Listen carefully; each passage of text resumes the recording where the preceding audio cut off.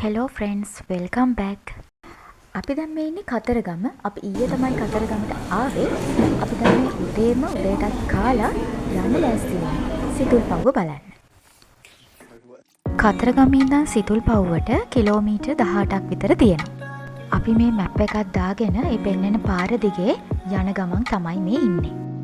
ඒ පාර දිගේ ටිකක් දුර ගියාම මෙන්න මෙතනට එනවා. මෙතනින් එහාට අපිට යන්න තියෙන්නේ අබේ භූමිය ඇතුළට. ඉතින් මෙතනට විස්තර ටික දීලා තමයි අපි යන්න ඕනේ. ඉතින් මේක අබේ භූමියක් නෙවෙයි අලි ඉන්නවා. ඉතින් අපි පරිස්සමෙන් යන්න ඕනේ. යාලටත් කරදරයක් නොකර ටිකක් දවල් වෙන්න වගේ ගියා නම් කියන්නේ ගොඩක් හවස් වෙන්නවත් නැතුව ගොඩක් පාන්දරම නැතුව ගියා නම් අපිට එළ මග අරගෙන යන්න පුළුවන්. ඉතින් මේ කැලේ මැදින් එන ටික අපිත් ටිකක් බයෙන් තමයි ගියේ. කොහොම හරි ඉතින් අපි යන්න පරිස්සමෙන් පන්සලට ආවා.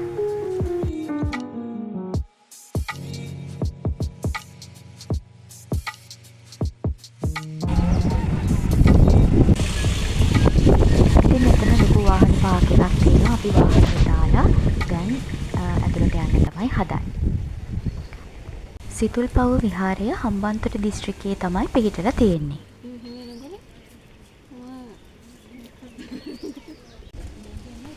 ඉතින් කැලේ මැත්තේ හරිම ලස්සන පරිසරයක තමයි මේ සිතුල්පව්ව විහාරය පිහිටලා තියෙන්නේ. දැන් පෙරලෙන්නේ නැහැ. මේක පෙරලුවේ ගියොත් මොකාට කියන්නද නේ?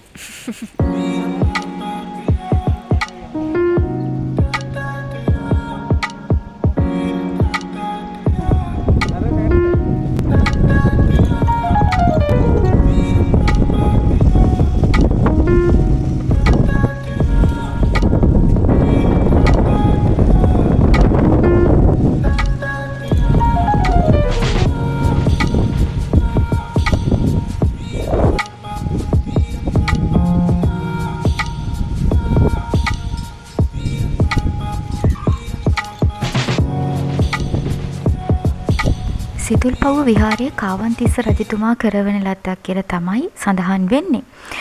ඉතින් මෙහි විහාරයේ රහතන් වහන්සේලා විශාල සංඛ්‍යාවක් වැඩ වාසය කරලා තියෙනවා.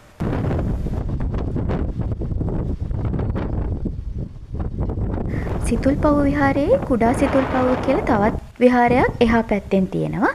අපි ඊළඟට යන්න හදන්නේ ඒකට.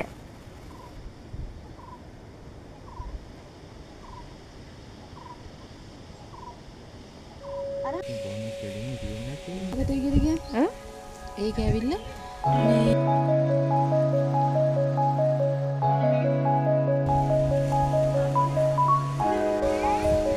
ඉතින් ගල්ලෙන් බිතුසිතුවම් විශාල නටබුන් රාශියක්ම මේ භූමිය පුරාම පැතිරලා තියෙනවා. ඉතින් ගොඩක් වෙලාවට හවස් වෙද්දි මේ පන්සල් භූමියටත් අලි එනවා. අපි ගියේ නම් දවල් වෙලාව හින්දා එහෙම අපි අලි දැක්කේ නැහැ.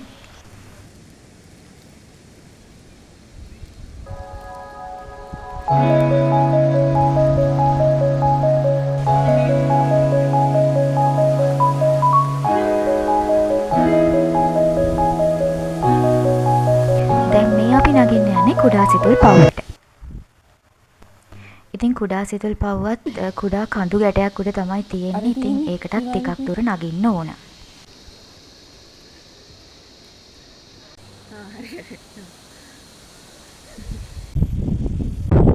මෙතෙන්ට නැග්ගාම එහා පැත්තේ චෛත්‍යයත් හොඳට පේනවා. ඉතින් මෙතනත් බුදුන් වැඳලා වටේ බලලා අපි දැන් ආයෙත් පහළට යන්නයි මේ හදන්නේ. ඇත්තටම ඕන වෙලාවට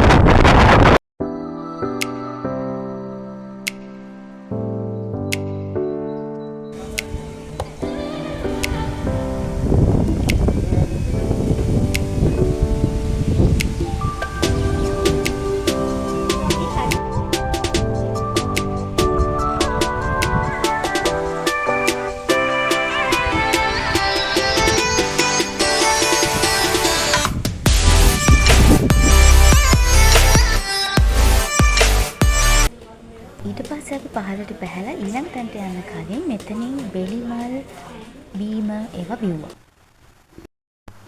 අපි ඊළඟට යන්නේ සිතුල්පව්ව මගුල් මහා විහාරය බලන්න. ඉතින් මේ මගුල් මහා විහාරයේ පිහිටලා තියෙන්නේ සිතුල්පව්ව කිරින්ද පාරේ. මේ කිරින්දට යන මේ පාර තනිකරම යාල කැලේ මැද්දෙන් තමයි පිහිටලා තියෙන්නේ. ඉතින් සිතුල්පව්වෙන් නම් කිලෝමීටර් 12ක් විතර කැලේ මැද්දට යන්න ඕන මේ පාරේ. ඉතින් මේ දෙපැත්තම ඝන කැලේ මැද්දෙන් තමයි අපි මේ යන්නේ.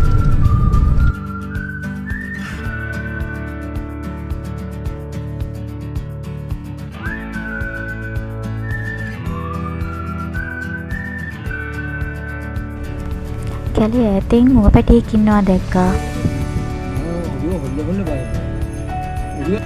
ඔන්න අපි කැලේ මැද්දෙන් බයෙන් අන්තිමට මගුල් මහා විහාරයට ආවා.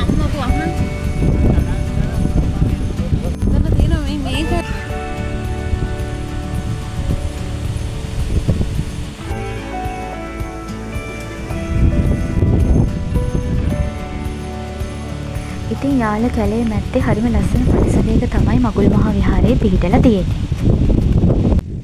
ඉතින් මේ විහාරයත් කාවන්තිස්ස රජතුමා විහාර මහාදේවිය සමග වුණු විවාහය සිහි වෙන්න ඉදි කරපු එකක් කියලා තමයි සඳහන් වෙන්නේ. මේ ස්ථානය ගැන විවිධ ජනප්‍රවාද තියෙනවා. ඉතින් දුටුගැමුණු රජතුමා මේ ස්ථානයේ පිළිසිඳ ගත්ත කියලත් කියනවා. ඒ වගේම උපත ලැබුවා කියලත් තවත් තැන්වල සඳහන් වෙනවා. ලාහුගල තියෙන මගුල් මහා විහාරයේදී තමයි විහාර මහාදේවිය සහ කාවන්තිස්ස රජුරෝ විවාහ වෙලා තියෙන්නේ. ඊට පස්සේ තමයි මෙහෙට ඇවිත් තියෙන්නේ. මේ විහාරයේ උඩට නගින්න පුළුවන් පර්වතයක් තියෙනවා. අපි මේ දැන් ඒ උඩට යන ගමන් මෙහි පුදුම හුලඟක් තියෙන්නේ. උඩට නැග්ගාම ගහගෙන යන්න තරම් සැර සුළඟක් තියෙනවා.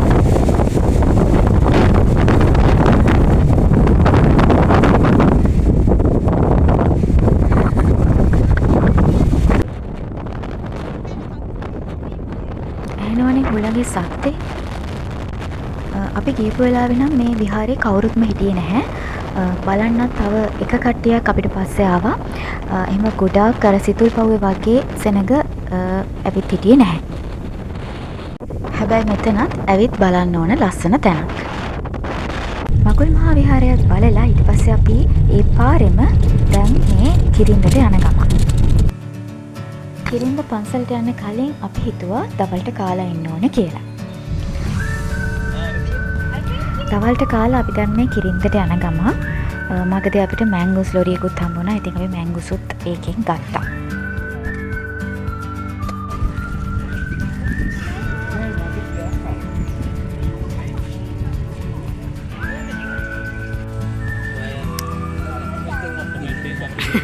නේ අපි අකමැත්තක් නෑ ඔයාලා අරන් යන්න.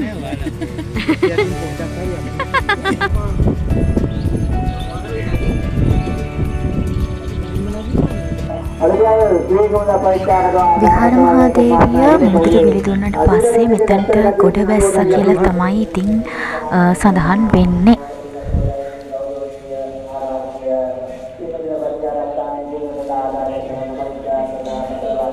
ඉතින් කිරින්ද මුහුද ටිකක් සැරයි, ඒ හින්දා විලි ගන්නවා. ඉතින් ඒ නිසා මේ මුහුදේ නාන්න රැල්ල පාගන්න ටිකක් පරිස්සමෙන්.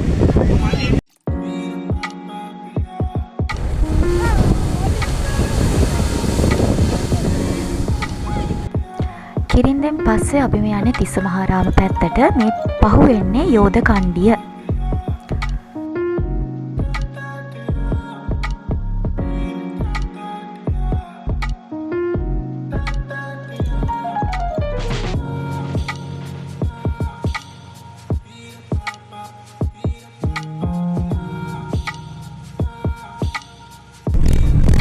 ඊට පස්සේ අපි ආවේ තිස්සමහාරාමයට. අපි නාන්න තැනක් බලවල තමයි ගියේ. මට අපිට හරියට නාන්න තැනක් හම්බුනේ නෑ. ඉතින් අපි අදහස අතෑරියා. ඉතින් අපි අවසම ඇවිදලා මහන්සියට අපි කට්ටියම වැව අයිනට වෙලා ටිකක් බලාගෙන හිටියා.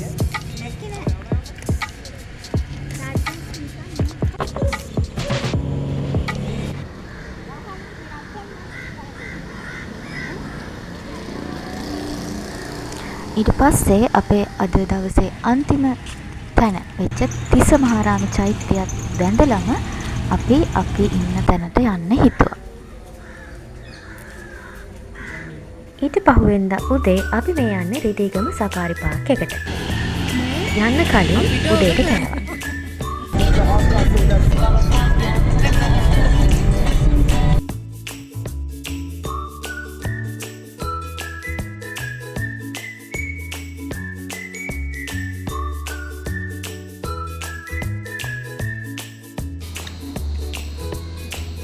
එතනින්ම දවල්ටත් කාලා සත්තු බලන්න ගියා.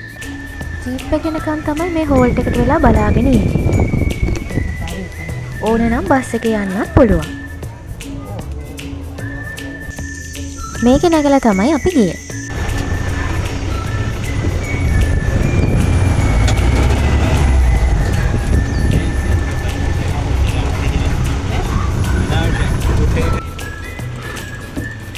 එක එක ගේට්ටු වලින් එක එක සෝන්ස් වලට යනවා.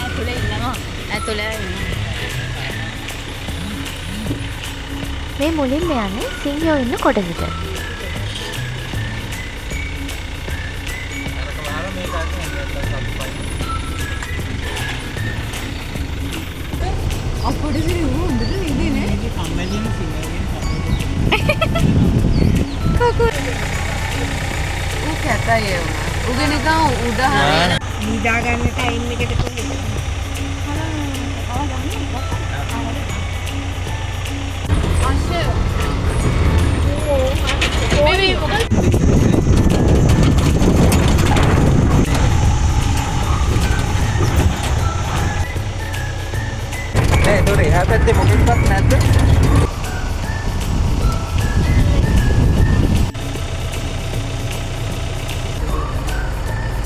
ඔය විදිහට කොටේ ඉන්න, සිංහයෝ ඉන්න, අලි ඉන්න, කුරුල්ලෝ ඉන්න කෑලි වලට ගිහිල්ලා අපේ ගමන ඉවර වුණා.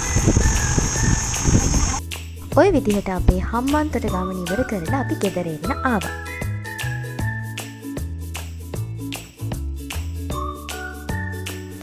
ඉතින් මේ වගේ අපේ travel stories බලන්න කැමති නම් අපේ channel එක subscribe කරන්න. තවත් ගමනකින් හම්බෙමු. ගිහින් එන්නම්.